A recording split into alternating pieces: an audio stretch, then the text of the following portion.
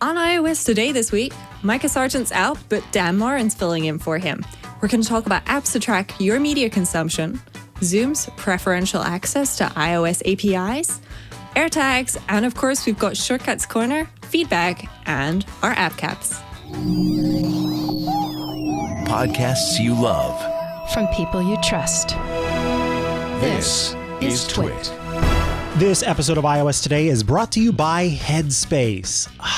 Take a breath. Devoting just a few minutes per day to focus on your thoughts can change your life. Headspace is the easy-to-use app that can help you sleep, focus, act, and just be better. Go to headspace.com/iOS today for a free 1-month trial.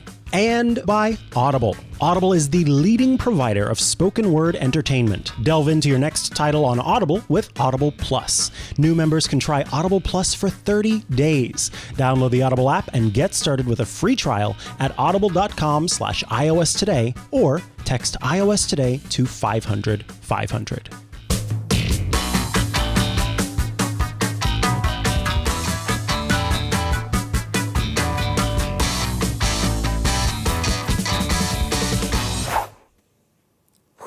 Wow. Everything's different. Wait, what happened? Anyway, hello everybody and welcome to iOS Today. I am one of your co-hosts, Rosemary Orchard, and this week, wait, is that Micah Sargent? I'm not sure. Can somebody, no. Who is this? I'm legally distinct from Micah Sargent, though we share him as a co-host, Rosemary. You and I have joint custody of Micah as a co-host, so... Welcome back me, to the Dan show, Moren. Dan Moren. Thank you. Yes, It's delightful to be here. Clockwise on Relay FM and many other great podcasts as well, including Total Party Kill, which is one of my favorites. If you like Dungeons and Dragons, then you're gonna like Total Party Kill. And if you don't like Dungeons and Dragons, why are you doing? Yeah. Then you probably won't like it, but it's a fun show. Dan and I were talking earlier this week, figuring out what we want to talk about. And Dan, you had a great suggestion, which is tracking media. And, that's not, tracking like Vogue or, the Wall Street Journal. It's tracking, things like TV shows and movies and books, because both of us seem to consume quite a few of these. I know I certainly love tracking these things. Even if I don't do something with the data, knowing that the data is there for me to do something with later, that's pretty great. We figured let's talk about that today. Yeah, I mean, it's not just about the data either for me. For me, sometimes it's just a matter of trying to remember, like, did I ever see that movie? Did I read that book? What did I think about that book? I can't remember anymore. I'll tell you, the older you get, the more it's helpful to have these things because your memory starts going.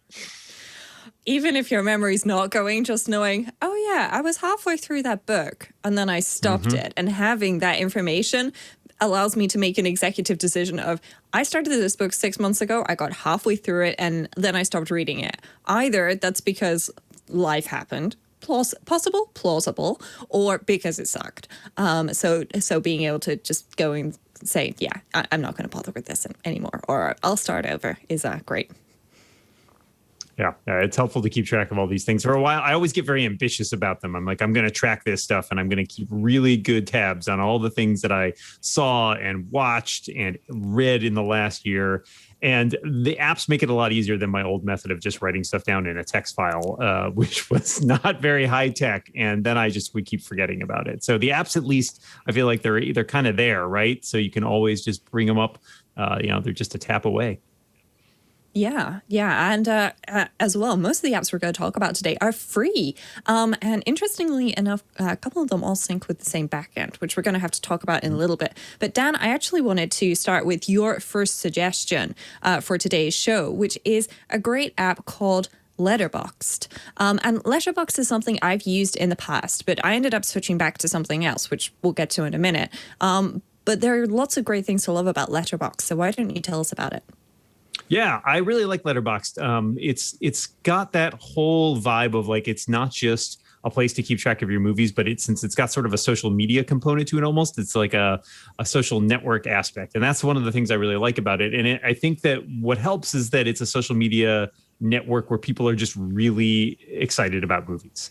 And so being able to sort of look through what like your friends or other people that you might like agree with in movie tastes, like what they've been watching, what they've been liking, I think is one of the great strengths of this. It's also got a really easy to use app, which is a big deal for me. Like when I want to add a movie and see like, oh, did I watch a movie recently? Like I can just hit a button and like it's really quick to fill out because I don't want to spend a lot of time like entering like all this information about, okay, I have to put in all the metadata about this. All I really want to put in is like, when did I watch it? How much did I like it?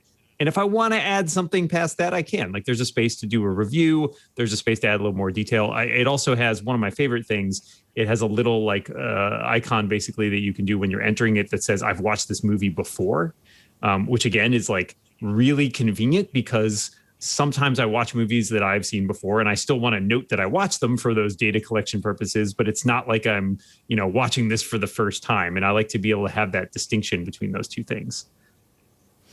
Yeah.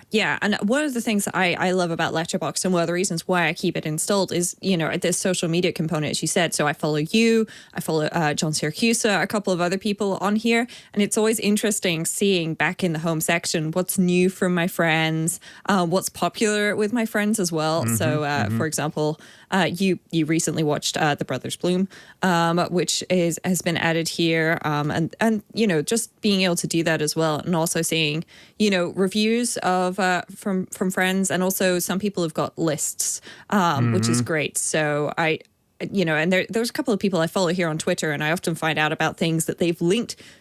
So they share a Letterboxd link on Twitter, and so being able to just pop right into that is great as well. And of course, there's activity as well, so you can see exactly what other people are up to or what I'm up to. As you can see, I've not really been using the app recently, and I've got a good reason for that. But inside my profile, you can see some things that I've got there. There's a diary, there's a watch list of things that I've watched, which.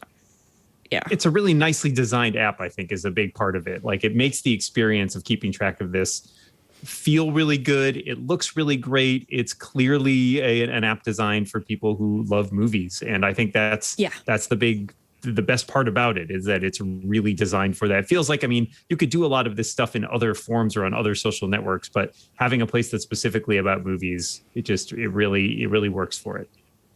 Yeah. So Letterboxd is free. There is an in-app subscription, I believe, to get profile stats and remove ads and things like that. But the entire app works, for free. And if you search, as I showed here with Mulan, then you'll see the more popular films before the less popular versions, even though the new version came out later. Being able to go through that. And you can also search as well as by films. You can search for reviews, lists, cast and crew, members. So that's other people using the Letterboxd network. So I could search here for a certain famous author who's on today's show, Dan Moren. And look, there he is. Yeah. And now I have your profile and your ratings and everything here. It looks like you've been rating less recently. I have. I've been trying to. Some of it's the pandemic. I blame the pandemic. I'm watching more TV than I've been watching movies. So. Yeah. Well, we'll get to TV in a minute, but the next app that I want to show people is actually iShows Movie. Now, iShows is one of the apps that I prefer to use for this. And there's a good reason why I like to use this app, and that's because it syncs with a backend called Trakt, and that's spelled Trakt. And Trakt basically allows you to synchronize everything. Now, it looks like I need to sign back in here, even though I was using this before. There we go. My premium has been restored and Trakt. I just need to connect that right here. So this is logged me out because I usually use this on my iPad actually, because I just like having a bigger screen and a keyboard. But basically, it allows me to, just like Letterboxd did. I'm just going to try and force quit that and reopen it there because it is. Still syncing in the background. There we go.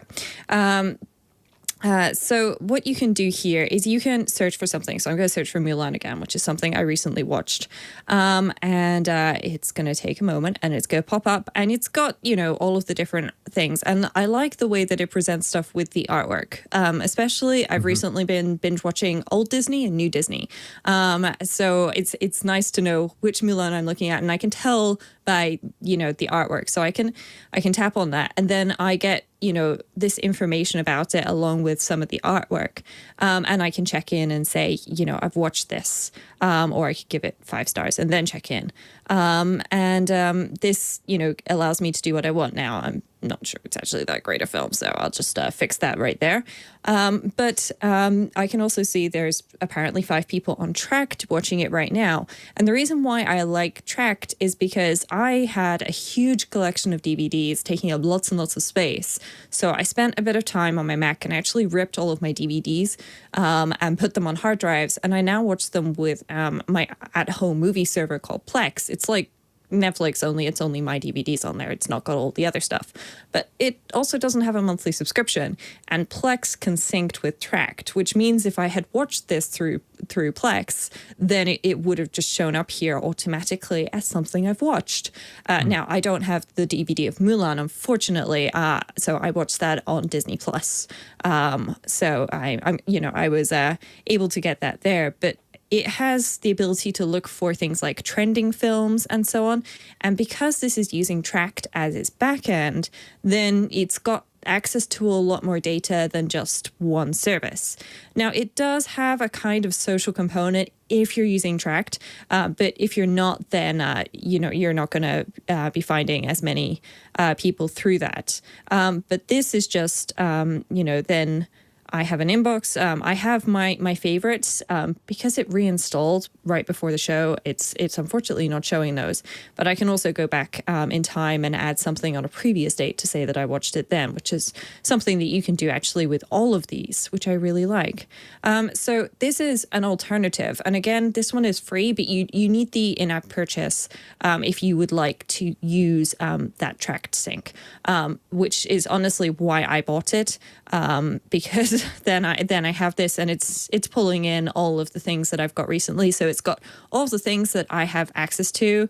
So I recently managed to grab Official Secrets. I really want to rewatch that. I watched that in the cinema actually when it came out.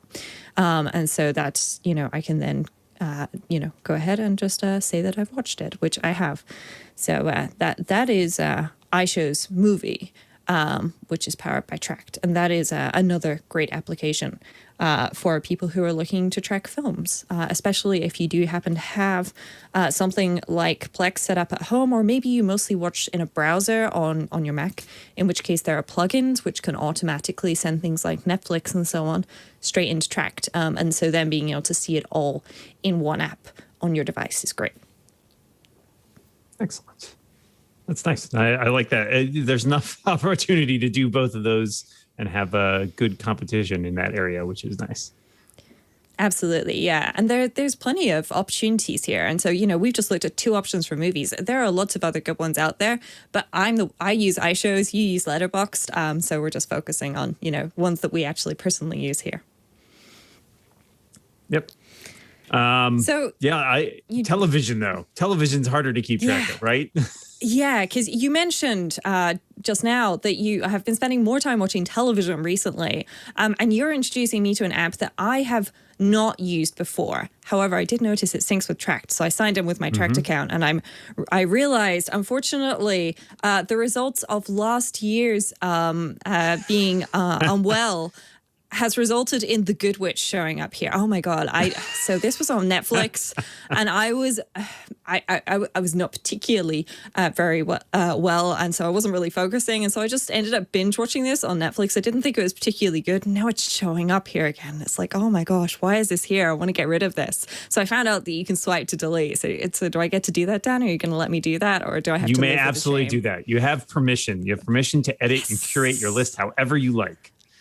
I love this app. I love this app, Television Time. It's a fantastic app. And the reason exactly what you're saying, like I end up watching so many shows and then sometimes I'll like have to put a show aside and I like, I come back to it. What episode was I on? And, you know, some services and some things like the Apple TV try to keep track of that, but I find their watch list feature to be occasionally kind of janky. So I like to have one place that I keep track of all the TV shows I'm watching. And it's also great because so many shows go on and off the air, right, in between seasons that you forget or don't realize, like, oh, that show I really loved, it's coming back. And so television time is great because not only does it have this up, like this list that you're looking at right now, which sort of tells you when is the next episode of a show that I'm watching, but it also reminds you that there are shows that maybe you are like have been a fan of in the past that aren't coming back yet.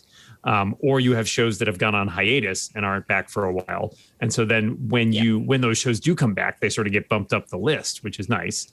And then it's also got your to watch list, the next tab over, which lets you sort of keep track of where you are in all these various shows. Like how many episodes do you have left, in the show that you're watching.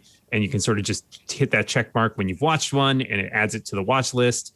And so that's really convenient. And then you can even more look at, I think if you swipe to the right on those, you can even bring up, I think, an episode list in some way, or it might be in the other direction. I've forgotten now. There's an episode list. I always get swipe right and swipe, I swipe right and swipe left. Right and swipe left. Yeah. Like my brain is like, my finger is on the right. And so therefore I'm swiping right. That's right. And I'm actually swiping left. I'm swiping from the right. Yeah. And then a lot of times, I think you can pull up synopses of the various episodes and stuff like that. It does have like some rating stuff, built into as well, and some integration with iTunes. And as you mentioned, Trakt, IMDb, all of these things. I don't use even a lot of that. I really just love having it as a checklist for reminding me where I am in all my shows, because that way when it's like, I tend to watch TV over my lunch break. Like, so when it's at lunch, I'm like, oh, what have I got to watch today? And so I'll pull up my television time app and I'll see like, oh yeah, I've got like 3 episodes of this built up, or, oh no, a new episode of this show came out last night and I really want to watch that right now. So I think it's got like a really nice, really simple interface, which is one of my favorite things about it. And it just, it works really well for me. Yeah, no, I love this as well. I'm realizing that somehow, I'm guessing because I was watching on BBC iPlayer, that not all of my episodes of stuff have been, marked as watched here. And I love this layout as well. And especially last year with a lot of shows not being filmed at the time that they were usually filmed, and therefore they were released maybe later or just didn't come out at all. I know some shows managed to make it work. There's one particular show I love, The Broken Wood Mysteries, which films in New Zealand. And so they started filming later, but they managed to do 6 episodes instead of their usual 4. And so I really enjoyed catching up on that. And I can actually mark all of those as watched because I managed to catch up on all of them. Yes. Nice. Yes. Yeah. No, I really like this app as well. I will say there is a stats tab as well, and I recommend. I mean, you can look at it, but it's also a little terrifying when you look at it because it tells you how much TV you watched, which is a little dangerous. And this is not accurate because I don't have everything in here. Oh, wow. That's the frightening part is, oh no, I've watched a lot of TV, but I've probably watched a lot more TV than this. Yeah. Wow. 56 days. So this does have, so when I set it up, as well as asking me if I wanted to sign into Trakt, which is something I did so that I would have all my data, of course, it also asked me if it could send me notifications. And so when new episodes come out of something, then it will send notifications, which is great. And hopefully that answers your question there, Phonic. Scooter X in the IRC has just mentioned that the people behind Television Time have a app called Cinema Time. And Television Time is, of course, $2.99 in the App Store. But you can apparently get both in a bundle for $4.99. So I'm going to be upgrading that because I think I'm going to have to try out Cinema Time because I am loving this. These stats are scary. I'd like to point out, I had a broken ankle. I was stuck at home on the sofa for quite some time. I broke my ankle in 3 places, people. So I was not exactly running around doing a lot of stuff. My number is like 96 days, so you have nothing to feel bad about. I don't even have that excuse. I know, but most of what I watched in that period of time was on Netflix, and I didn't do a very good job tracking it. So that's just between you and me. Nobody else needs to know. No, nobody else knows. One thing I've just noticed, if I pop over to the settings, then I can choose to hide spoilers and specials. Now, personally, I love specials, hate spoilers. I don't want to know about what's happening in an episode before it happens. So it's nice because basically when you look at those synopses, like if you haven't watched the episode, it doesn't tell you doesn't show the synopsis. And then when you mark off that you've watched it, then it displays it, which is really nice. I also like two other things I like about this. I don't use Trakt, but television time will sync via iCloud. So if you have it on both your iPhone and your iPad, for example, it'll keep your list in sync. And this is just a tiny little thing, but I love it. It does have a customizable app icon. So you can, it's just different colors and stuff. But I always love when apps let you pick the different color icon because you want it to go with your screen. Yeah. I'm going blue. I like blue. Blue's good. Excellent choice. But yeah, so this is an upfront purchase as well, which is great because sometimes, fortunately, the apps that we're looking at today don't use subscriptions for these things, though. I could see why some of them might, because, they're having to constantly get new data, and data doesn't come for free, as we're well aware with Facebook. If we're not paying for it, then we are the data, unfortunately. But Trakt, the service that I mentioned, is a subscription service, which I do pay for because I like the calendar, and I have the calendar pulled into my calendar as an iCloud feed. But that's just because when Star Trek Discovery is coming out, I want to be able to watch it on my Friday nights. What can I say? Like that's when I'm going to sign back up to Netflix. At the moment, I'm just plowing through. I've got a whole bunch of Diagnosis Murder that I need to get through at some point. And speaking Dick of Van Dyke Diagnosis appreciates it. Oh yeah. Well, it's one of those things. I love detective shows, and I've been going through Columbo. I've been going through a whole bunch of other things as well. I found some new or old copies of DVDs of Diagnosis Murder, so I've been ripping those, and I'm gonna watch them. But one of the other apps that I love, and I'm probably gonna switch to television time thanks to you showing it to us, Dan. One of the apps that I'm using for this is iShows TV. So I talked about iShows Movie. There's iShows TV as well, and they're both powered by Trakt. But what I like about this is it does just have this interface, which is kind of like you're looking at a series of DVD covers here. So you can go through and say, oh, yep, Family Guy. I'm gonna watch that or something. Yes, I was rewatching some Fresh Prince of Bel-Air for nostalgia. It used to be on after school. Excellent choice. And I recently watched Brooklyn Nine-Nine, and I managed to get through all of that actually, and I really enjoyed that. So I'm glad to see that that's coming back. What I also like is as you're scrolling down, it just switches to a full page preview and hides all of the menus. And then when you pause or you swipe up a little bit, then it'll show you the options to go to the other tabs. Whoops, that's accessibility or reachability. So I've got my favorite shows here. I favorited one just for this. And you can also search for things. So say, for example, I wanted to add Diagnosis Murder here. Then I could search for it. And if I can spell murder, then hopefully it'll be showing up in a second. There we go, Diagnosis Murder. And I can just add that. It says it's no longer airing. Who knew? Wow. But Dick Van Dyke is still alive. Just I to know. point that out. Still going. This started the year I was born. This is 30 years old. So that's good. That, I can get it on DVD for like $3 a season. Secondhand eBay. So somebody's asking in the chat room if Picard is filming another season. Of course he's filming another season. Yes. Come on. So it is coming back, and you can see that. That's that me marking that I've watched it. I need to reconnect it to my Trakt account. Again, I track most of this on my iPad. Yes, so you can have a look through and see all the different information. And what I like about here as well is if you tap on an actor or actress, then you can see their page. You can see other things that you are watching with them in, and then you can pop out to IMDb to find, other things that they're in. So this is the only thing that I have in my library or I'm watching that Jerry Ryan is in. So that means I don't have Star Trek Voyager at the moment. I really need to watch that. So I'm going to have to find somewhere where I can watch that. Well, maybe we'll find out about that at the end of the show. But the other thing that we wanted to talk about, Dan, is, there's more to life than watching a screen. So I don't know about you. I hear you like books, and I don't know, I've heard you do something like writing or something like that's a hobby for you, I guess. Yeah, a hobby. Let's call it a hobby. That's the safest way to describe it. So yeah, no, I like reading books. I like writing books, and so I like to keep track, obviously, of what I have read because. As I mentioned earlier, sometimes I forget a year or two on, like, oh, did I read that book that everybody's talking about right now?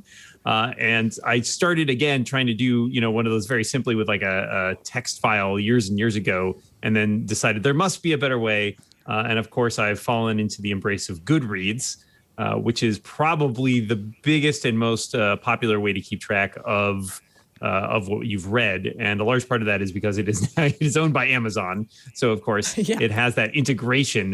Like if you for example, if I read stuff on my Kindle, like when I finish a book, it immediately prompts me to rate it on Goodreads. But the Goodreads also has an app that lets me keep track of all this, and it lets me mark things as what do I want to read. I can create shelves and collections of stuff. Again, I tend to use it very lightly because for me, it's really about keeping track of just what I read and to a certain extent when I read it.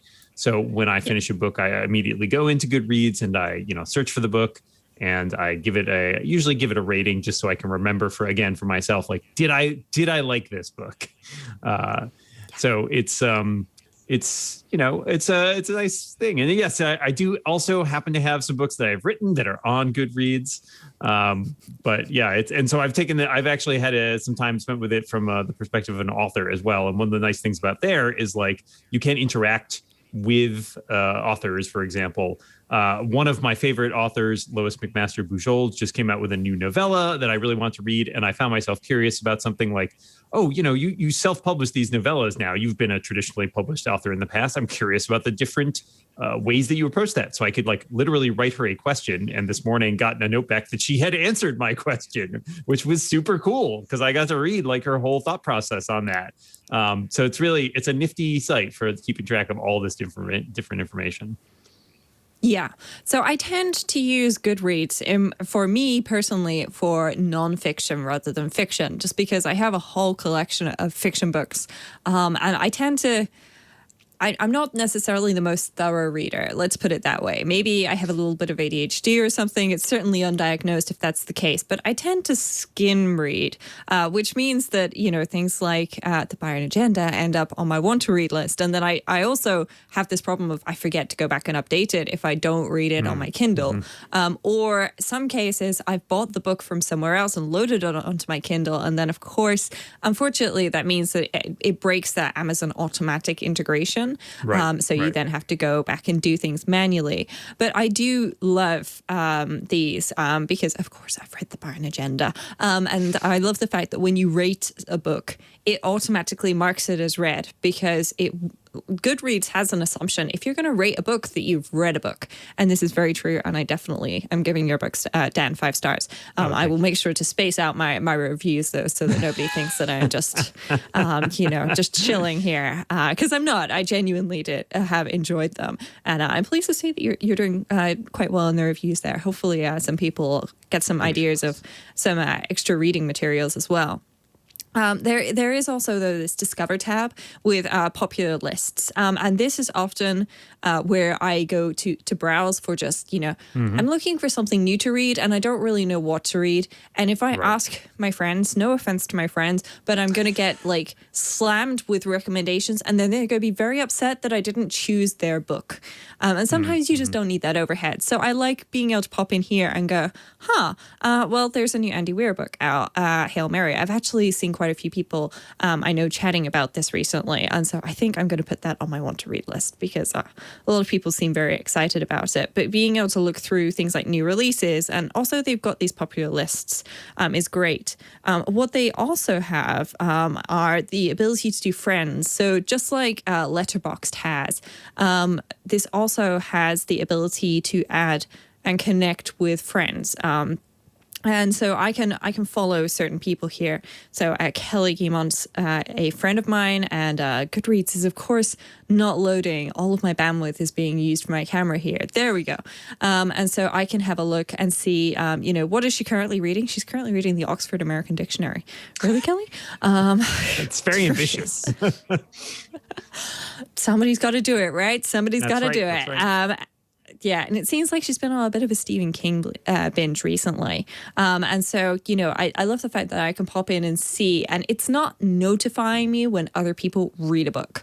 It's just there, and then I can go in and I can look at that and I can go, oh, this has got nearly 49,000 reviews or ratings, nearly 2,300 reviews. Well, I mean, I guess people know Stephen King. It's not doing as well as your book, Dan. Wow, he really needs to pick up a thing or two.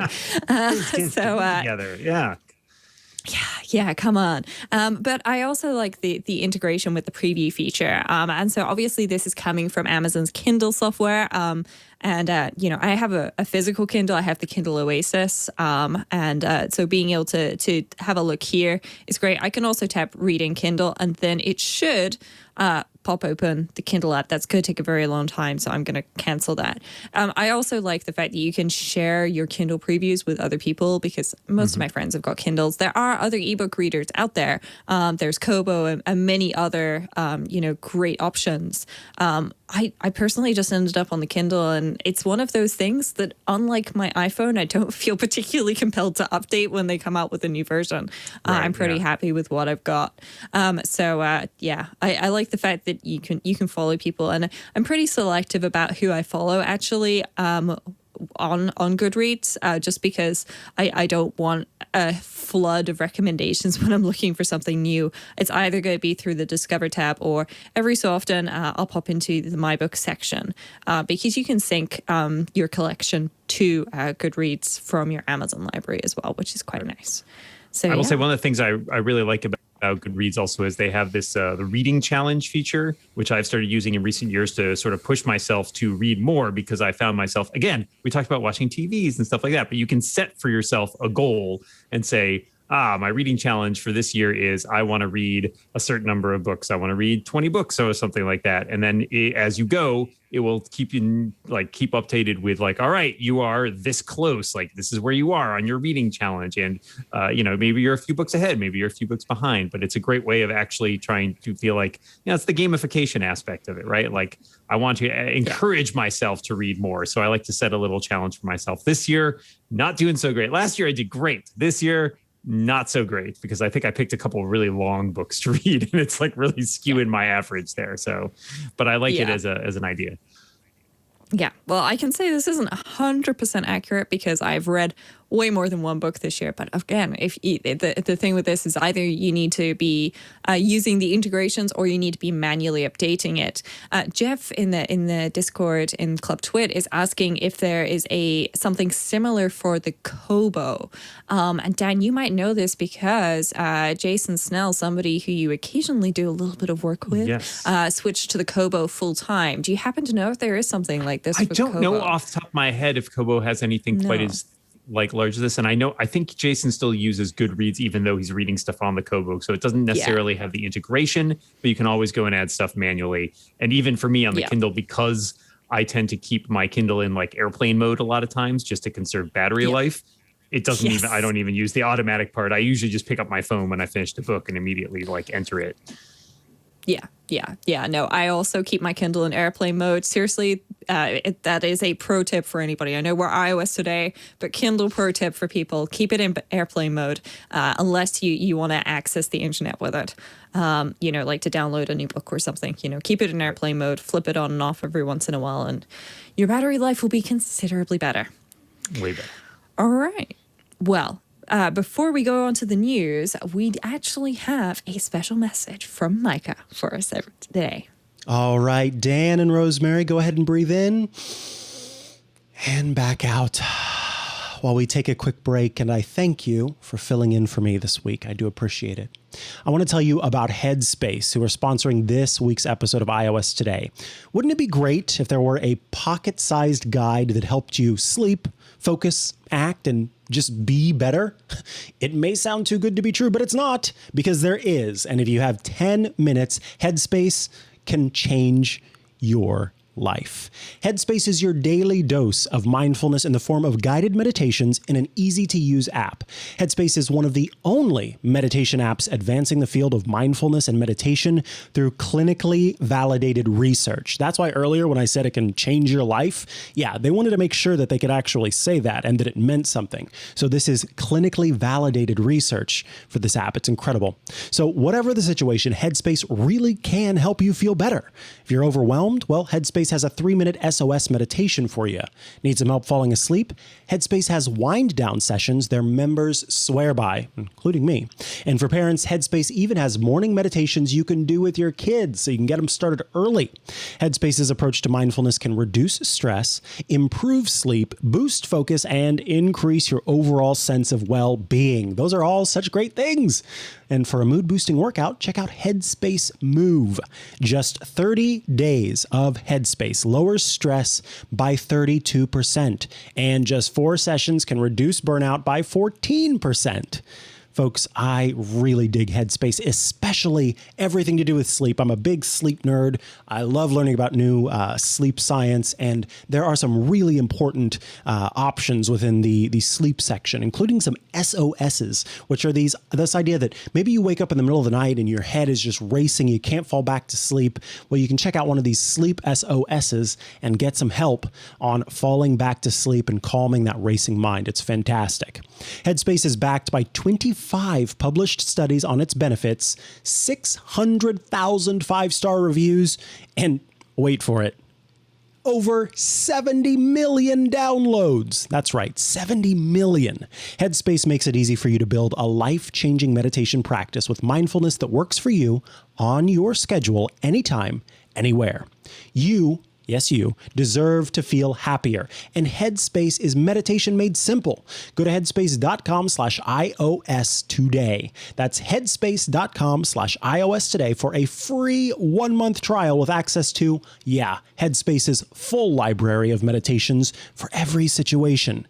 This is the best deal offered right now. Just head to headspace.com/iOS today. Thanks so much to Headspace for sponsoring this week's episode of iOS Today, for keeping me cool, calm, and collected. And now, take it away, Rosemary and Dan, and thank you again. Well, thank you. Thank you, Ghost of Micah Past, for filling in for us there. I guess it's time to talk about the news now. And stuff has been happening in the Apple universe once again, Dan. It's crazy. It seems like that's a weekly thing. Who knew? It's amazing how it never stops. There's always something to talk about. Yeah, there is. And one of the things I want to talk about this week is apparently Apple have been giving people special treatment. And in this particular case, it's Apple giving Zoom access to a special API to use the iPad camera in split screen for multitasking. Because I love this update. I use Zoom mostly on my iPad, when I'm not doing iOS Today. And I was so annoyed that every time I put the iPad in split screen to have the Google Doc open at the same time as the Zoom meeting, my camera would disappear. And so I was doing this weird janky thing, balancing my phone up in front of my iPad. And oh God, it was just awful. I was really pleased when they got this update. But apparently this is a special API, which is used by Zoom and FaceTime. They've not given this support to Microsoft for Teams or Google for Hangouts or whatever Google's latest video chatting platform is. It's just Zoom? Like, wow. Yeah, so why Zoom? My understanding is that Apple treats all developers exactly equally. Isn't that what they've said? This is a private API, which means I'm guessing Apple developed it for you specifically with FaceTime, and thus it has never really been documented and used for other third-party developers. It is interesting that they chose to give access to it to Zoom, because that suggests either one of two things happened, right? Like people... something in Apple happened where they reached out to Zoom and like, hey, we have this special API if you want to use that. Or people at Zoom were like, hey, people are frustrated that they can't use the camera in split screen mode. Can we do anything about that? And I think it is very interesting to me that Apple decided to give them this particular treatment. I wonder if in a large part it was driven sort of just by the pandemic and how much Zoom has ended up being used by a lot of people when it comes to working and schooling and stuff like that from home, and just the usability of the product, right? Because it also reflects on the iPad. If you have a lot of people who are like Zooming to school or work on the iPad, and then they're getting frustrated when they can't do split screen mode. Maybe that doesn't reflect so great on the iPad as a computing device. People are like, I can do that on my, I don't know, my Chromebook or my Windows PC or whatever. Why can't I do it on my iPad? But I'm hopeful that maybe with WWC around the corner, this is something that gets rolled into a more publicly documented API that will be available to other video chat platforms as well. Yeah, I really hope it does. I know in Austria, I can't remember exactly how it worked out. I think the Austrian government basically paid Microsoft for access for all education. And that's universities right down through to like the youngest kids going to school. So that means that they all have Microsoft Teams, Office 365, and so on, rather than Zoom. I also know at the very start of the pandemic that a lot of companies kind of panicked and didn't necessarily communicate well within themselves. And I know that I think we had somebody fired up an instance of BlueJeans, which very quickly got shut down. There was GoToMeeting, Zoom, which was organized by the department who actually has like all of the teaching side of things on. And of course, then we have Microsoft Teams as well, because, you know, the Austrian government gave it to us. And it was, and everyone, well, put it this way, I spent most of the last 9 months when people asked me, so can we have a very quick meeting, going, yes, but which platform? And then they go ahead and pick something like Cisco Jabber, which is just, anyway. I would really like to see this rolled out as a public API for all app developers to use. I think that it is something that, you know, would be beneficial. For example, when I'm in House Party, I'm often also cooking. I like to use House Party while I'm cooking, which means either I need another iPad in my kitchen to display the recipe. That's my current solution. I need 2 iPads for this. Come on, Apple. Or I'm about to get, it's currently shipping, and it should be with me May 27th, according to the information on apple.com, a 12.9-inch iPad Pro. You know what would be great? 1 iPad in my kitchen, not 2. That would be much, much better. So hopefully we're going to see this available. It's also possible maybe Apple didn't roll this out to everybody because it's not documented. Hasn't stopped them before though, or because it's not, you know, it's not designed for use with other applications. Maybe FaceTime was written in a special way or something. Right. It also makes me wonder, based on a lot of what we've heard as sort of feedback from the latest iPad updates, is like, you know, the hardware is very impressive, but what seems to let it down is the software, especially when it comes to stuff like multitasking, which has been one of the weaknesses. And part of the fact some of this makes me wonder if maybe they're holding out on making this a publicly documented API because they are working on a larger update to multitasking that might encompass this, as well as some other improvements that we've really wanted in terms of working with more than one app at once. Because for sure, the iPad has definitely been frustrating when it comes to that. Yeah, definitely. And, you know, come on, they're putting the same chip that they're putting in their fancy new iMacs and Mac Minis and MacBook Pros and MacBook Airs in an iPad. You know, give me all the power, Apple. Give me all the power. You know, I can handle it. I'll do good. I promise you. Yeah. You've got the use for it. I mean, for me, definitely. I'd love to do way more things from my iPad. But I do have a slight problem occasionally with doing silly things like misplacing my keys. Question for you, Dan. Do you already have AirTags? And what are you attaching them to? Do I have AirTags? I'll hold up if I can my little. Oh, wow. So the image is kind of washed out because it's a little bright in here right now. But this is the one that has a robot on it. I got a 4-pack. So far, only 2 of them in active use. One of them was immediately taken by my wife to attach to her keys, but she loses her keys way more than I do, so I'm okay with that. The other one, I wasn't sure what to do with. I had it in my wallet for a little while, but it was, you know, definitely a little bulky for the wallet, so I moved it recently. We were out going for a walk at a wildlife preserve, and we have a nice pair of binoculars. I was like, oh, you know what I'll do? I'll put one in the binocular case just in case we misplace it. So far, those are the 2 things I've come up with. I'm hopeful that when I get around to traveling more, I'll put one in like my bag so that I can, if I misplace it somewhere, I can easily find it. But since I'm not really leaving the house much these days, it's not as useful for me.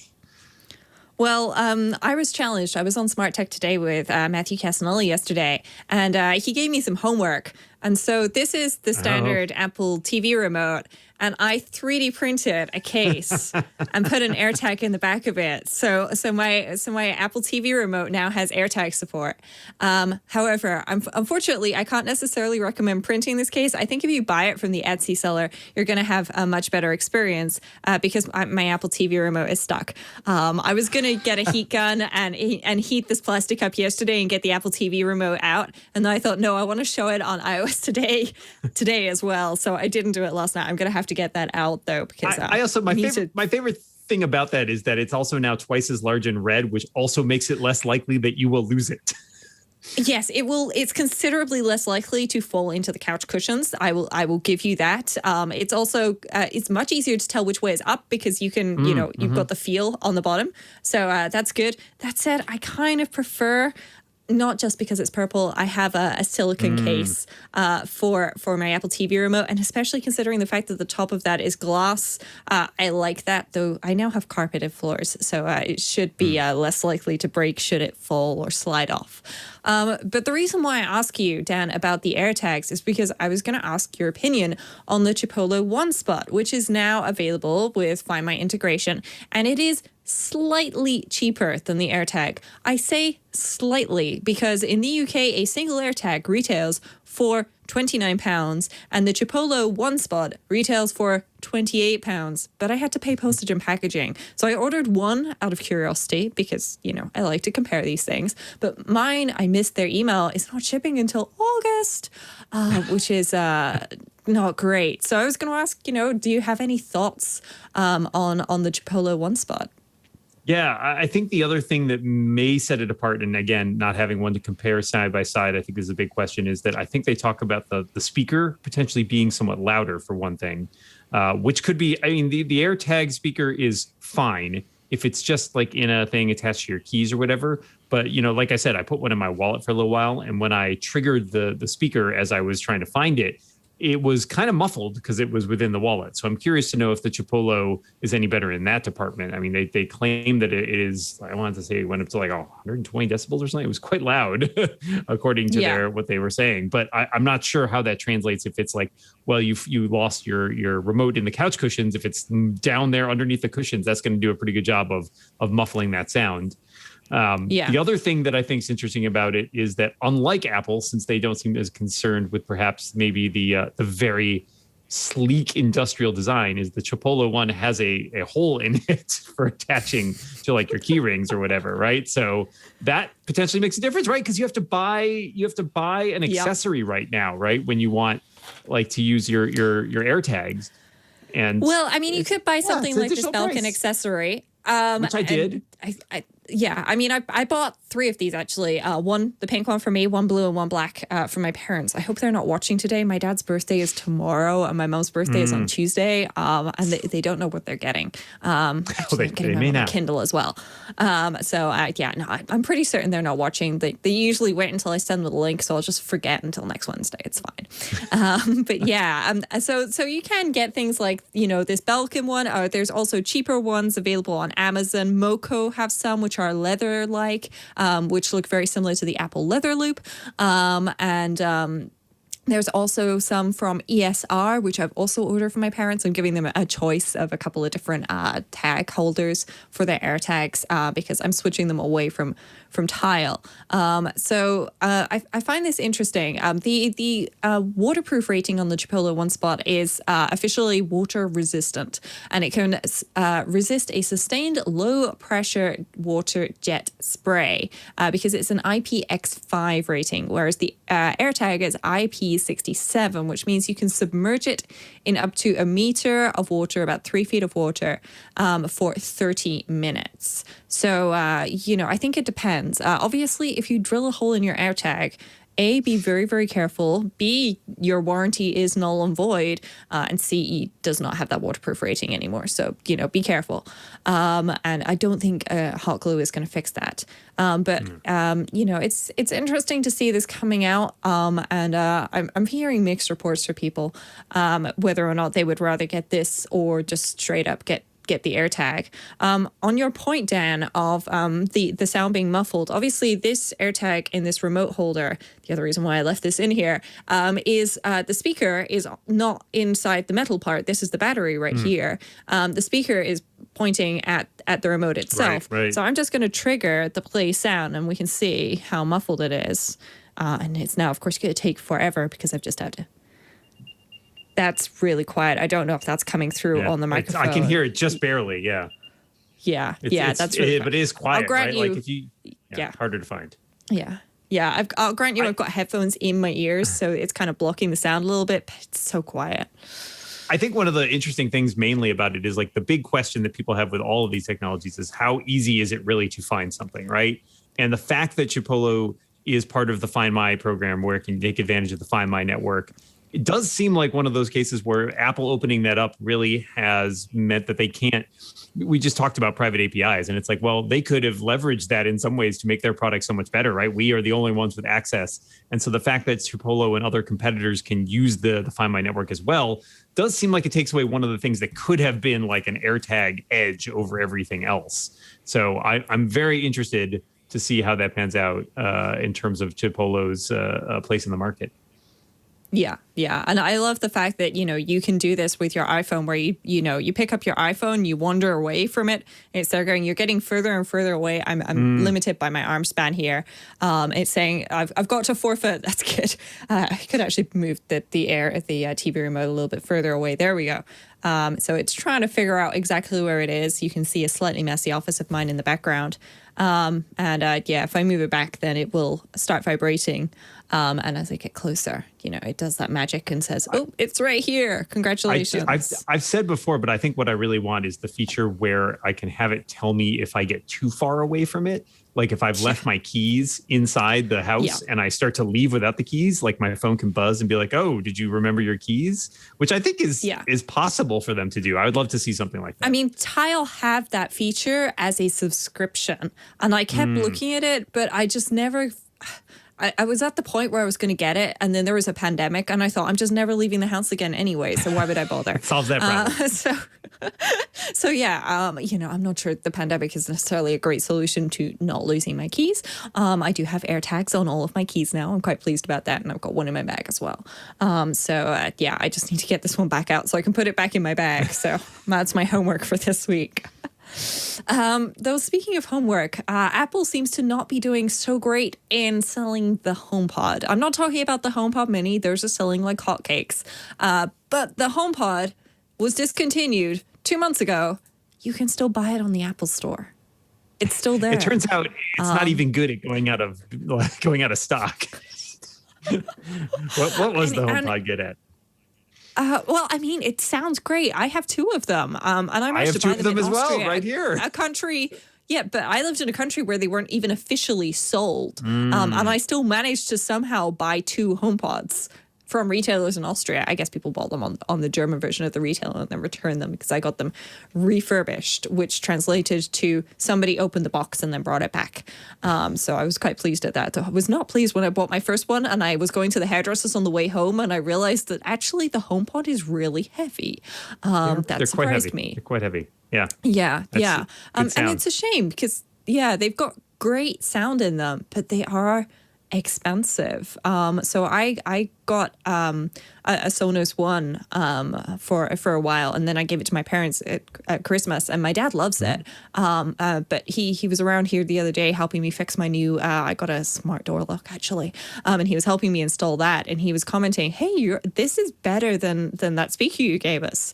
Oh, that's why you gave us a speaker, isn't it? So that you could get more of these. And I was like, not exactly why I replaced that one with a HomePod Mini because I thought it turned out it was all network issue. That was all my fault. So my parents got a Sonos One out of me for free. But it turns out that people are buying HomePods and they're from launch stock when the HomePod very first launched. And that's sad. Like, it's weird, not sad too, right? In a pathetic way. Just... They're great, but they're overpriced, unfortunately. Well, it's fascinating to me because it does indicate to me that either Apple decided this was going to be way bigger of a hit than it actually was. And so they made a lot of them, right? And we're like, oh, this is going to sell all over the place. We'll make thousands, hundreds of thousands or whatever, and it turned out that nobody bought them. Or I'm not even sure what the alternative is with this. But I did the same thing. I looked that up when they were claiming were from the launch stock, and you could find a place where you could look up your serial number. And both of mine were from the original stock, and one of them was a version that I got like on release day, and then one of them was one I bought probably 6 months to a year later. So clearly they had a lot of these things. And as the fact that they are still trying to sell out of them on Apple.com suggests that maybe they just were a little too optimistic about how successful this was going to be. Yeah, on the other hand, it can't be costing them that much money because obviously, I mean, as I mentioned, these things are heavy. Okay, the boxes are not the smallest. If you stack up iPhone boxes, even the Pro Max boxes, you can get quite a few iPhone Pro Maxes into the space of one HomePod box. So clearly they're not that worried about warehouse space with this, because otherwise they'd have thrown them all on the refurb store at $100 off and everybody would have multiple HomePods. Instead, they're $299 on the Apple Store. Or you can get them on the payment plans, and they're available in black and white still. So it's not like even one color is sold out or something. It's a shame. Actually, it looks like the black color is indeed sold out on on Apple US, but white is still in stock, and you can get it today. 2 hours. I could have another HomePod here in 2 hours. Do it, Dan. Do it. It's a shame. I love my HomePod minis. I'm considering another one, so I have a stereo pair in the bedroom, one on each side of the bed. But I don't know. I feel like maybe a HomePod pair in here is in my future. I'm gonna have to have a look on eBay. I think, see if I can get one cheaper than Apple are selling them. Yeah, I will say I was excited to be able to use my stereo pair in here as a speaker for my Mac. And then I discovered that feature, which came in the most recent Big Sur update, was still a little uneven at times, I guess I could say. Because even though you can set it as an output, I think after a little while, it kind of like times out and then drops back to whatever your last output was, which was somewhat unsatisfying. So, yes. Yeah, I have to say for my Mac, I've got two Macs because I've got my personal Mac and my work Mac. My monitor is an LG. It doesn't have speakers built into it, but the Mac frequently defaults to using the monitor as audio output, which has resulted in some interesting things of, why can't I hear you? Huh, that's strange. And then things I eventually look in the sound preferences and go, oh, it's using the monitor. I solved the problem. The monitor has a headphone port. I just bought some very cheap speakers for like $15 on Amazon. They have color LEDs in them, and they have a sound dial on them. I just plug them into that. But I do always AirPlay music to my HomePods, obviously I talk to them through Siri to get music as well.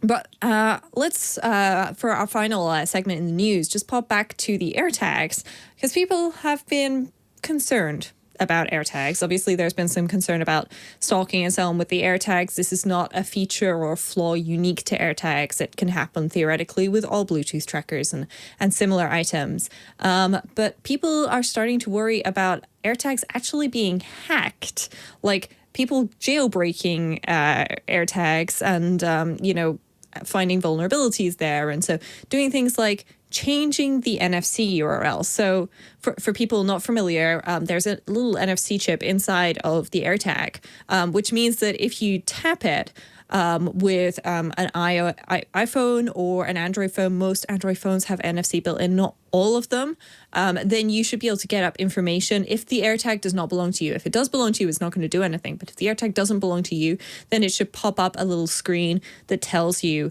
about, the AirTag and who it belongs to, so you can give it back to them. Theoretically, people can hack it and put a different URL in there. So instead of it showing you information about an AirTag, it could take you to a web page. But the only thing you can do is stuff on your phone, and hopefully the operating system on your phone is locked down enough to keep you safe there. They've been doing, Apple have done things like now you can, if you set an AirTag to lost mode, you can give them an email address. You can put an email address in there instead of a phone number. And theoretically, somebody could use that to find more information about you. But at the same time, if you're like me, then your email address is going to be findable. I got a text message from a recruiter today, which was just weird and not what I was looking forward to on a Friday morning. So, all this information is out there. And it's interesting that people are very concerned about this, where I have not seen that level of concern with things like, the Tile and Chipolo trackers and other similar items in the past. Yeah, and it's a question of really like how much of a risk is this, right? Like there are a lot of ways to try and convince people to open a URL that might be malicious, right? And putting it on an AirTag is a lot of work, because you have to not only hack the AirTag in order to get the URL in on there, but then you have to lose an AirTag or somehow convince somebody to scan it, right? Like it takes a positive action in order for them to do it. And they have to click on the link then. So I think that it's an interesting hack as far as just like, can we do something clever here? And I think the first version of I saw that was like, it went to the Rick Roll video. So of course, because that's, if you're going to send somebody to a URL, that's where you send them. I'm not convinced that this is something that's a real security risk that anybody should worry about. I think it's a probably pretty small percentage of people are going to actually have the wherewithal to do it. And even fewer are going to be willing to lose an AirTag just to get you to click on a malicious link. There's way easier ways to do that, like sending, spammy emails or what have you. Yeah. Or text messages or just something like there's about 80,000 ways to get people to do stuff with URLs that doesn't involve buying a device, which is $29 or $25 if you're buying the 4-pack, hacking it, setting everything up, and then talking somebody into it. Just send them an email and you'll probably get a much higher success rate as well, because let's face it, lots of people are not great at filtering out phishing attempts. So I think the same thing with the email too, right? Where it's like, if I'm lost something and I want to provide contact information, I feel like I'm more interested in giving people my email than my phone number. But then again, my email is also very findable. So, and frankly, you can also set up a temporary email or something right like that if you were really concerned about it. And this is information you are putting out there, you're choosing to put out there. It's not that Apple is putting out your email for you. So, I mean, I think to me, that is a little overblown as well. It's certainly a risk, but it's a risk that at least you are taking by making that positive choice again. Yeah. And there's been some discussion as to whether or not, with specifically the email feature in Lost Mode, whether or not Apple should just be defaulting to using their private email addresses and forwarding and so on for devices. But at the same time, I don't know if it's just me, but if I see somebody using one of those clearly throwaway email addresses, I kind of feel like their level of interest is considerably lower in whatever this is than it would be if they were using, a domain handle or Gmail or Fastmail or iCloud or something. What you're saying is maybe they don't even really, really want it back, is what you're saying. Maybe I should just keep it. Yeah. And I know when I traveled, when that was a thing, I used the feature on macOS to put my email address on the home screen or on the password screen there. And I created custom wallpapers with my email address on as well. So if there was a stack of iPhones at WWDC and they were all in purple cases, then hopefully somebody could return mine to me, as well as me being able to ding it from my watch and so on. So, I suspect at WWDC we're going to see some new possible features from Apple with regards to AirTags and how we can enhance them and so on. But I guess we're just going to have to wait. Less than a month to go, though, Dan. That's right. Very exciting. Lots to look forward to. I'm really, really jazzed for it. Yeah, me too. Well, I think that's covering the news for this week. And before we dive into our feedback segment, we have another message from Micah. A big ol' thank you to Dan Moren for filling in for me this week. And we're going to take a quick break because I want to tell you about the very awesome, the very cool, the thing that keeps me plugging along every given day. It's Audible. Yes, Audible is bringing you this episode of iOS Today. If you've ever wanted to read a memoir and just didn't have the time, or maybe found a title you couldn't put down, but well, you also need to fold the laundry, well, now you can do both. It's like having a superpower. Audible is the way to make it possible. When you're driving, cooking, cleaning your house, or just relaxing, you can listen to amazing audio files with Audible. Audible is the leading provider of spoken word entertainment all in one place. And at Audible, you can find the largest selection of audiobooks ranging from bestsellers and new releases to celebrity memoirs, languages, business, motivation, and more. You can get original entertainment from top celebrity creators and thousands of popular and binge-worthy podcasts. And guess what? Audible is now offering its newest plan, Audible Plus. Audible Plus gives you full access to its popular Plus catalog. Audible Plus is all about giving members a chance to listen to and discover new favorites and explore different formats, like the exclusive Words Plus Music series, or a podcast you never considered before, even theatrical performances. You can listen all you want to thousands and thousands of popular audiobooks, original entertainment and podcasts, including ad-free versions of your favorite shows and exclusive series. They're all available to download or stream, so you can listen anywhere, anytime, on any device, and you'll never lose your spot. To use your Audible membership, you'll need to download the Audible app. It's completely free and can be installed on all smartphones and tablets. Folks, I love Audible. I have a gigantic Audible library full of content, and one of my favorite series is the Iron Druid Chronicles. And to this day, the voice actor, the performer who reads these audiobooks, I believe, is Luke Daniels, and it's just incredible. Just such a fantastic job that really pulls you into the story. You just it's so much fun. I take adventures, I take trips, I take journeys with Audible, and you can too. But it's not just for taking journeys and trips and adventures. You can also use it to learn new things. That's why I said earlier, it's like a superpower, because you, while you're spending time doing something else with your hands and your legs and everything else, can be listening to an audiobook and learning or laughing or doing any number of things. It's so enjoyable. Audible, I don't know what I'd do if I didn't have Audible, honestly. It is how I make it through the day. So listening to Audible could make you feel inspired, connected, and it's available all in one as an app. Audible Plus is your playlist for life. So what are you waiting for? Delve into your next title on Audible with Audible Plus. New members can try Audible Plus for 30 days. Download the Audible app and get started with a free trial at audible.com/iOS today. Or we've got a short code. Text iOS today to 500-500. That's audible.com/iOS today, or text iOS today to 500-500 to start your free trial today. Thanks so much to Audible for sponsoring this week's episode of iOS Today.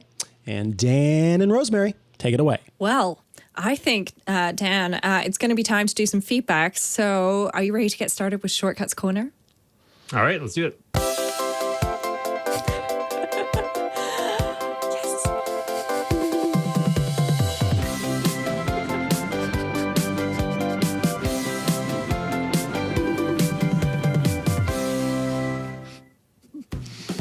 Well, today's Shortcuts Corner question comes from Glenn, who posted in the TWiT Club Discord. And he was looking for a solution to a problem that he has. Basically, he's looking for an app or a recommendation for an app that can notify you when the outside temperature reaches a particular temperature. Well, this is most definitely an interesting problem, and there was quite a bit of discussion about this in the chat, which I found really interesting. And the solution that people suggested there was Home Assistant. However, Home Assistant is quite a large overhead for a notification. And obviously it's great. And I'm going to come back to looking at Home Assistant and HomeBridge in a bit. But I wanted to suggest an alternative solution to Glenn, which is using a combination of two apps. And actually, there's a multitude of choices of which apps you can use for this on your iPhone or your iPad. So you need an application which is going to let you create an automation based on temperature. Now, I don't know if you've played around inside the Home app, but if you have, you'll have found that one of the triggers which is missing is, oh wait, yeah, it's temperature, and that's just unfortunate. So the app I would like to suggest for this is called Home Plus, and this is by a lovely chap named Matthias Hochgatter. He's from Germany, and this is a great application which lets you do more with HomeKit automations than the standard Home app does. Now, this is all native HomeKit applications. They're still going to run on your home hub like a HomePod or an Apple TV or a HomePod Mini. If you've got one of those, and if you don't have a home hub, then you're going to struggle with automations in general. So I'd highly recommend getting one. The iPad's not great, but you could use an iPad that stays at home as one. So what you'll need to do is go into the automation setting and then create a trigger or an event.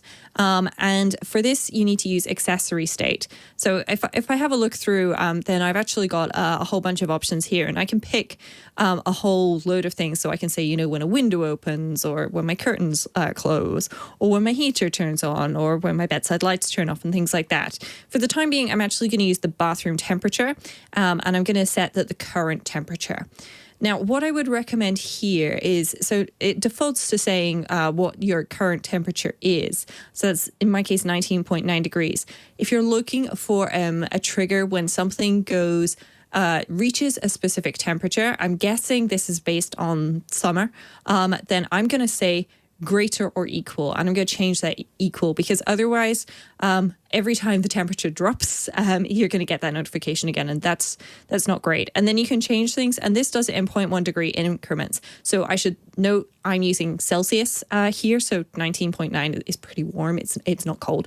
So you can change that, and I recommend picking a nice round number. I'll go with 20 degrees there. And then you need to give this a name if you're doing this in the Home app. It's useful.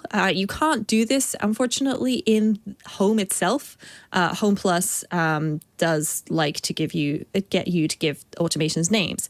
So I'm just saving that, and it just doesn't do anything right now. If I have a scroll down, then I can see temperature bathroom. I'm not controlling any accessories. I've not got any scenes. I've not got any conditions. It's just a blank automation. And the reason for that is now we need to go back to the Home app. And I've actually already set some things up.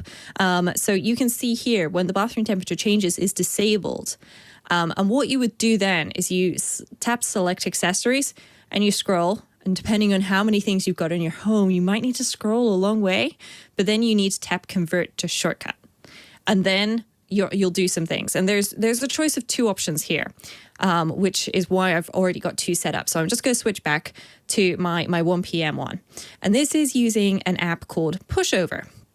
So I'm just going to turn off Do Not Disturb a second. And so I've set this up, and this is using an action called Get Contents of URL. So what we're doing is we're going to talk to the Pushover servers and say, hey, Pushover, send me a notification. And when you do this, it pops up and it sends you a notification. Now I'm just going to pull down on this so that it stays on my screen. And you can see I've got title of message and my custom message. These are things that I have set up. So you could have Pushover send you, whatever information you want, like, hey, outside temperature is above 20 degrees Celsius. Make sure to get a hat today, or whatever it is, because you need to remember your hats. So that's that one. And so Pushover is a free application. You can try it for 30 days. And then there's an in-app purchase to do that. However, setting this up here requires you to get a token. You need your user ID. You need to set the message, and you need to set the title. It's not necessarily the easiest option. So I have another option for everybody. And that is using another app called Pushcut. And Pushcut is an app that can do a whole lot of things. And maybe we'll do an episode on this in the future, because I feel like if you want to get into automation on iOS, then Pushcut is a very useful tool to help you with this. And again, we're doing the same Get Contents of URL action. But if you have a look here, you'll see I've just set my text and my title, and that's all I do. And then when this runs, again, it pops up with this. Now, the beauty of Pushcut is I can actually then say when I get this and I tap on my notification, I want it to run a shortcut, or I want it to give me a choice of 3 HomeKit scenes that I run, like, I don't know, close the windows and the shades or something like that.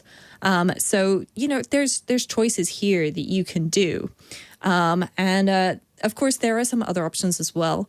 If you already are using something like Homebridge, then you could set up a switch in Homebridge. There's all sorts of things like you can there's a notifications plugin that you can use. And also, if you are interested in getting really into home automation, then you could set up something like Home Assistant. But if you just want to get a notification for something, I would say either Home Plus, or you could try using the Eve app for this. I've had a few difficulties in the past with the Eve app and specifically temperature triggers. I'm not quite sure why. I'm hoping that was an iOS bug and that's been resolved. But if you use Home Plus, then you can use get contents of URL to send yourself either a push cut or a pushover notification when the temperature reaches a particular level outside. Very cool. Dan, do you have any suggestions for that person? Yeah, I think those are great answers. I mean, I would probably spend a lot of time trying to make it work in shortcuts and then invariably not do a very good job because making simple shortcuts appears to be the bane of my existence sometimes. I have some shortcuts that are related to temperature, mainly like I have ones that like let me check to see if it's warmer inside or outside, so I know whether or not to open the windows. Yeah, the idea, I really love this idea because I feel like I can work that into my workflow of like, it can tell me, not only like figure out where it's warmer, but actually tell me when it's warmer instead of me remembering to check and see like, oh, should I open the windows? It can be like, open the windows. It's a nice day outside. Yeah. So I love this idea. Yes. Yeah, well, what you could also do, Dan, with your shortcut is you could use shortcuts automations inside of the shortcuts application to run that shortcut for you automatically. So if you create a new personal automation on your device and maybe you just run it at times of day. So, for example, that usually you want to know this at like, I don't know, between 7 and 10 in the morning, you could create automations that run every 30 minutes or something. Between then, you'll have to create one automation for each time that you want to run it, and then a similar thing in the evening. But then it could run it and just only send you a notification if you should be opening the windows or something like that, which would be quite nice. You could even have it check your calendar to see if you're podcasting and then not do anything if you are. Wow. Oh, yeah. I have a lot of things to investigate. That seems clear. Yes. Well, you always have things to investigate. You're welcome to send us questions for Shortcuts Corner as well, of course. And I have a feeling that you know a back channel to make sure it appears in the very next episode as well. Well, speaking of questions, there was also another question actually in the Club TWiT Discord. People, the Club TWiT Discord is not the only way to reach us. I'll cover all of those at the end of the show. So make sure if you've got a question, Shortcuts Corner, or just feedback in general, please do get in touch. This question comes from BJF123 on Discord, and they say, I stream iOS Today and MacBreak Weekly to my Apple TV. Invariably, both shows will pause multiple times while the buffering catches up. I don't have this problem while streaming Disney Plus, Discovery Plus, or Prime Videos to the same Apple TV over the same Wi-Fi networks. Any ideas why this might be happening? It's streaming from a subscribed podcast in the app on the Apple TV. A few times I've gotten a message from the app that the episode is not available at this time, but then I've been able to stream it from my iPad using AirPlay to the same TV. I have both a 2.4 and a 5 GHz network. Same result from both. Was it you who talked about the App Store in the most recent episode of MacBreak Weekly? Well, it was not me. I was not on a recent episode of MacBreak Weekly, but it was talked about recently. And I have a few thoughts here. Dan, do you have any immediate thoughts that come to mind with this? I mean, some of the streaming stuff and buffering is always very touchy. A lot of times there's a lot of variables within the network that can make that happen, both in terms of your local network and the external network, right? Like, obviously Disney Plus, Discovery Plus, Prime Videos, they all have really big content delivery networks that are designed to, deliver content and not buffer or not like interrupt your experience. Whereas, apps that are maybe more related to podcasts and stuff like that, there's potentially less bandwidth there available. So that could be one thing that's sort of out of your control. Not much you can do about that. But it is weird that it's a subscribed podcast. I don't know if downloading it, if such a thing is possible on the Apple TV would help. I confess I don't watch a lot of like video podcasts on my Apple TV. So this is not something I've really tried. Yeah. So there is one possible suggestion I have, which is TWiT has a few apps, and actually, that includes an Apple TV app However, these are third-party apps, and so unfortunately, they don't, I believe, yet have Club TWiT support, which is something, if you're asking in Discord, I'm guessing you're after the Club TWiT versions of these. So that's a bit trickier. So I would personally suggest there's a few things that I would try. Number one, if your Apple TV is within reach of an Ethernet port, plug it in. If you can hardwire a device, then I would always plug it in to Ethernet wherever you can. I even have my Nintendo Wii connected to Ethernet just because this way, if I ever need internet on it, it's going to work. And also I have a whole bunch of devices in that cabinet, and so they're all going to be interfering with each other if they're all trying to Wi-Fi at the same time. You can definitely pre-download, or at least from last time I checked, which was yesterday, I was able to pre-download a podcast episode in the app on the Apple TV, and that is going to fix buffering issues. Of course, then it is downloaded on your Apple TV, and it's taking up space, not a huge amount of it, but it is taking up space. That's also going to fix it. The other thing you mentioned is that you've got 2.4 and 5 gigahertz Wi-Fi networks. If you have those as separate networks, I would actually recommend combining them and letting devices pick for themselves which channel they want to be on, or letting your router rather do the steering there. Something like an Eero is going to be very good at saying, no, you're too far away. I'm putting you on the 2.4 gigahertz network. Or you are right next to me. Hi there, by the way. Could you give me a little bit of personal space? I'm going to put you on the 5 gigahertz network. You're right here. And so letting your router do the steering in that respect is probably going to get you better results. I know you said that you've had the same results on both networks, but also devices will hop between bands as they find it possible to do so, or as the router steers them in one direction or another. I know your Apple TV is not walking around the house. If it is, please let me know how it's doing that. I want those legs for my Apple TV. Hopefully this will give you some advice and possibly a way to fix that. Good tip. I like the Ethernet one especially. Mine is hardwired and has been for a long time, and it makes a big difference in terms of performance. Yeah. I bought a bunch of foot-long Ethernet cables on Amazon, and it sounds ridiculous because they're incredibly short. But I've just got a switch inside of my TV cabinet, and it's got everything there. And somebody in the Club TWiT chat room is saying many Internet of Things devices still require separate Wi-Fi networks for 2.4 gigahertz. I personally have not had that problem. I have several devices which only support 2.4 gigahertz. But the Eero app has the option to temporarily turn off 5 gigahertz when you are pairing a new device, which could help. But I have to confess, I've never even needed to use that. I've just been able to say, hey, this is my Wi-Fi network, and things have connected and gone on their merry way.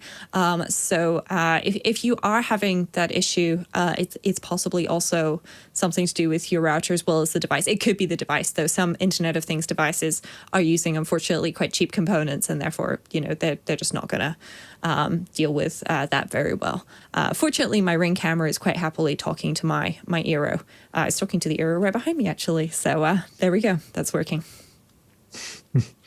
Excellent. Yeah. I find the Eero great for that as well. I have them as well, and they do a much better job of dealing with multi devices that want to use different radio frequencies. Yes. So speaking of hardwiring things, when I redecorated this place, I ripped up the carpet. I laid Ethernet throughout my entire house to get from the router into this room, so I could plug that into a switch and hardwire all the devices in here, which I have to say makes my podcasting life much easier, especially when I'm having weird network issues like I was having all day yesterday, and the ISP did not believe me. Darn it.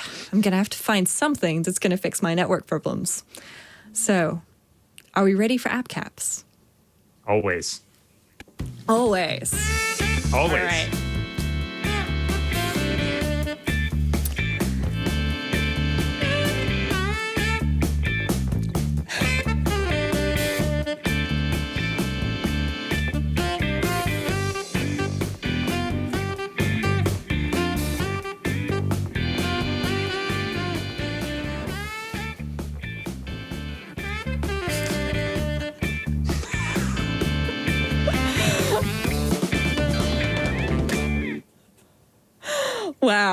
you appear to be having a slight problem there, Dan, with your hat and your headphone combination. They don't like. I've never tried to wear headphones with this hat before. I will confess.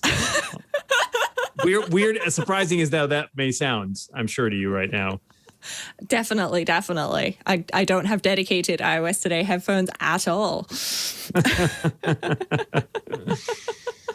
All right. So, Dan, would you like, for our lovely people who are listening, maybe not watching, to describe your cap and then tell us all about your app today?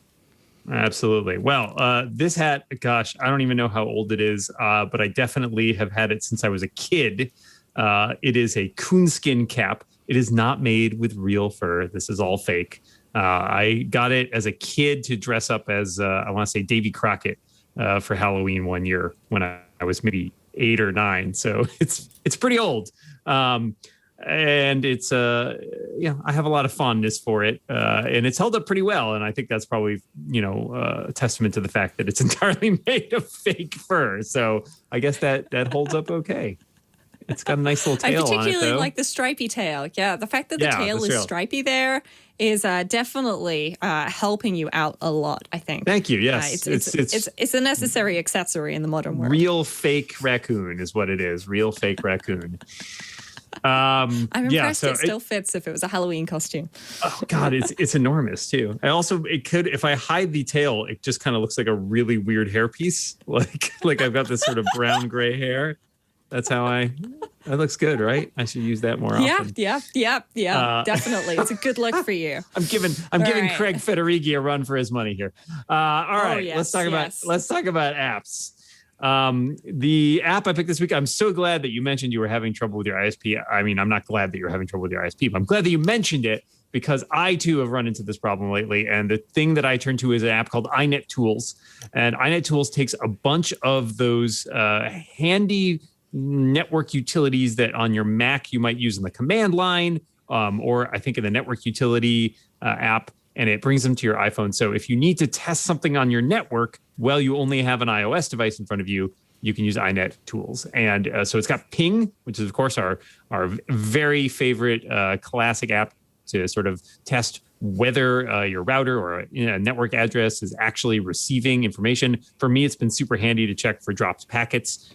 So I'll just set it up and ping something for an address for 10, 20 seconds and see what the results actually end up being, which is very handy. It's also got traceroute inside of it, which is another great tool that you might use on the command line to sort of check like where along this network chain am I experiencing some network problems, and hopefully everything's okay, but it can be helpful to sort of figure out what might be happening along the way there.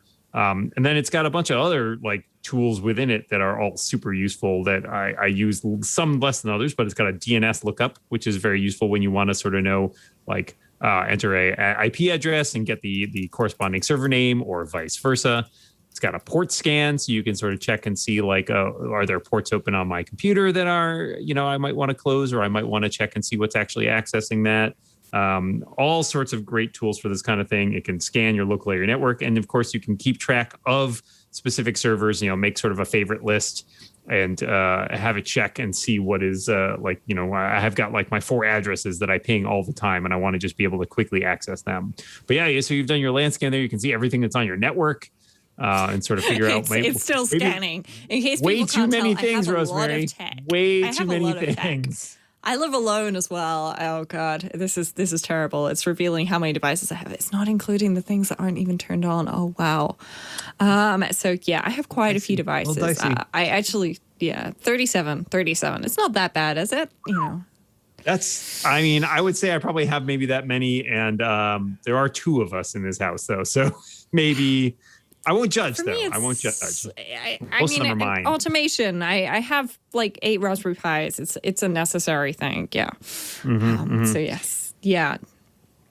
So I really like this app. It's a great suite of very handy tools. And what's nice about it is that it just like, again, I don't always have a Mac in front of me. I've definitely had times where I've been like woken up in the morning. I'm like, the network something's broken. I'm still in bed. I'm just trying to read my news or something. And the fact that I can, open up this app on my phone and quickly check is like, all right, is this a problem on my end? Is it a problem on the ISP's end? It's just very handy to have in your toolbox. Yeah, definitely. And that's one of the things, I usually end up at some point pulling out my MacBook Air and plugging it directly into the router to see if, the problems are there, because the ISP always tells me, oh no, so you set bridge mode on the ISP provided router. And that's why things aren't working. And I'm there going, no, that is not why things aren't working. Things aren't working because your stuff is not working. It's not me. So being able to plug directly into the router and go, yeah, I'm still having that problem is very useful to hit their checkbox, which means that I can then hopefully move on to the next round of tech support of, have you tried turning it off and turning it back on again? Yes. Yes, that's the first thing I did. That's literally the first thing I did. Yeah, like I literally have a little device that's Bluetooth control connected to my router on the back. So it's a switch bot. It reaches out and it presses the button. And so I have that and I can control it from my phone. So if I wake up and I'm there going, the internet's not working, I can reboot the router without getting out of bed. I think Jason Snell used to have one. I think Jason Snell used to have one where he had a smart outlet connected to his router so that he could flip it off. But then you can only turn it off. But you can't turn it back on. That's fair. You would need something. The Bluetooth makes a big difference there, I suppose. Yeah. That's why I have the switch bot there specifically. It works pretty well. It's not perfect. And so, it's not something I'd necessarily recommend to other people, but I was having an issue at one point and being able to have a device programmed to tell it to press the button twice, once at 3 a.m. or once at 3:05 a.m. seemed to be resolving my issues for a while. And now that's still not fixing things, unfortunately. So back to the ISP and another round of phone calls. The best. But yes. So much fun. But another problem I've been trying to solve recently is watching things. So for people who are not watching us, you should be. It's a great show. I'm wearing a straw hat. It's quite large. It's actually wider than my shoulders, just not by a huge amount, in case people can't tell. I did buy this by a beach. And it's got a lovely pink band with a little blue wooden flower right here on the front. And I'm failing to point in the right direction because I'm looking at myself on the camera and I'm in the wrong place. So that's my hat. What is my app? My app today is JustWatch. And JustWatch is a great app. It's free, and you can use it to find out where you can watch things. So, for example, Burke has just told me that Love, Death and Robots Volume 2 has just released. But where can I watch this? So if I look for, and if I type correctly, then this will probably help, Love, Death and Robots, then hopefully I will find that, and it is already showing up, but I want to finish typing it. It's showing me this, and it says, oh, okay, best place you can get it. In fact, the only place I can get this is on Netflix. Good to know. But for something where you might want to know, on different services in the main area of JustWatch, you can actually select the services that you have. So you can specify you have Netflix, you have Disney Plus, you have Amazon Prime Video. I say that I have Apple iTunes and Apple TV Plus. You can also specify things like local channels. So All 4 is Channel 4 here in the UK. BBC iPlayer is all the BBC channels. And I have those. And as you scroll down, you'll also see things like YouTube and so on. I do have access to UK TV Play. It has so many ads, it's almost not worth watching things on. But if I can't get it anywhere else, I will watch it there. And so you can see there's a whole bunch of different streaming services here. Of course, Plex is one of mine. So now I've selected those. I've got this massive list of things at the top. Of services, and this can then allow me to prioritize things. So, there's a new Western ad that looks like that's Tom Hanks. Well, I'll tap on that. Netflix. Okay. Well, I can only watch it on Netflix. So let's have a look for something else. I am going to look for a particular series called Death in Paradise. It's a BBC series. It's a collaboration, actually, with a French TV channel where they go out to Guadeloupe every year and they film a series of murder mysteries where somebody dies in paradise every week, and the local team have to solve it. So I can also choose to track this show and say that I've seen all and everything, which ties into the earlier part of our show. But then as I scroll down, I can see under Watch Now where I can stream it and where I can buy it. And you can also sort it by best price.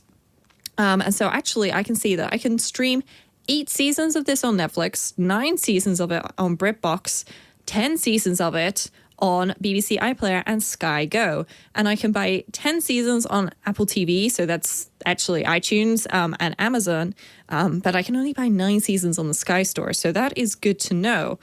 You can also filter to free, so you can say, hey, okay, out of all the services that I have, where could I watch this for free? BBC iPlayer. Where can I get this in standard definition, HD, or is 4K an option? In this particular case, the show is not available in 4K. So that's, not going to show up there for me. You can also let them know something's wrong. So if you go, hey, I'm sure I saw that on Hulu, and then you go back and you check and you look on Hulu and it is there, then you can say, hey, something's wrong. This is also available on Hulu, and they will get somebody to fix that for you so that it's there. This is just really nice. I like being able to say, hey, I'm looking for maybe a TV series that's on sale. What's on sale? Ooh, The Flash is on sale. It's 75% off actually on Apple TV by the looks of it at the moment, as is Game of Thrones. Wow, 62.5% off. And so being able to, look for things or just look for new releases is pretty nice. I like that. I'm not sure I'm going to watch Teletubbies again. I think I had enough of that as a kid personally. But I don't know, maybe something else here is a little more to my taste nowadays. So it's nice to be able to look and go, hey, out of all of these streaming services that I'm paying money for every single month, where can I watch something? And of course, they have recommendations at the beginning. So I could tap on, say, Thunder Force and think, that looks kind of funny. Where can I get it? I can get it on Netflix, and it's available in 4K as well. So if you have a 4K TV and you want to make the most of it, you can look for things in 4K. So that's my app cap for the week. All right. Oop. 1 second. There we go. I attempted to knock over my drink. Do not recommend that. 10 out of 10 do not recommend spilling a glass of Coke Zero on your Stream Deck or any other device. In the meantime, do you have anything else to add to today's showdown? I believe Dan is frozen. I'm back. Oh, Dan is back. That was great. So fun. I'll be using iNetTools to figure out what the heck just happened. Well, there we go. Proof that your app cap is useful, which is great. So if people are having issues, maybe not necessarily network issues, but maybe somebody's got something that they're looking for on their device and they just can't figure out how to do it, or you're looking for a shortcut, or, you've just got a question. What is the best note-taking application? Well, you can send that to us, and we would love to hear it. So, of course, if you're a member of Club TWiT, you can post it in the Discord, and I regularly troll through there and have a look for things. So if you do post it there, please, try and let me know if I can use it in the show, because I would love to be able to use all your questions in the show. However, you can also send us an email to iostoday@twit.tv, or you can tweet at us with the hashtag AskIOSToday to send us questions. That can be feedback questions, shortcuts questions, all the questions. If your question is, when is Micah Sargent going to be back? Well, the good news is, folks, he is going to be back next week. But in the meantime, Dan, I am really grateful to you for you filling in today. It's been lovely having you on the show. So would you like to let people know all of the amazing places they can find you on the internet? Absolutely. It's been my pleasure to be here. I know that I cannot truly replace Micah, but I'm glad to be able to help out where I can. You can find me at a bunch of different places. My website is dmoren.com, where you can see all of the books I've written, as well as all the podcasts I'm on. I also write regularly at sixcolors.com and macworld.com, where I have a weekly column. As Rosemary mentioned, I co-host Clockwise over on Relay FM with Micah, which you can check out every week on Wednesdays. And we did already mention my books, but you know what? They just happen to be sitting at my desk. So I get to hold them up again because I love the colors on them. The cups are great. Oh, look, this one is even transparent. You can't get that at home, let me tell you. The Bayer and Agenda and the Aleph Extraction available at fine booksellers everywhere, including all your favorite ebook sites, as well as in brick and mortar stores. So check out bookshop.org to see if one of your local stores might cover it. Yes, definitely recommend getting it from your local bookstore if you want a paper copy. And then maybe if you run into Dan somewhere and you ask very nicely, he might even autograph it for you. In the meantime, I have been Rosemary Orchard, and I will be Rosemary Orchard again next week. And you can find me at rosemaryorchard.com. And also you can find links to all of the things I do, including this podcast and 2 other podcasts, as well as 2 books, on my website, rosemaryorchard.com. Of course, the show, TWiT, is available at twit.tv. You can also find all of the links in today's show at twit.tv/iOS, where you can also find all of our previous episodes. And there are links to subscribe both to the audio and the video versions.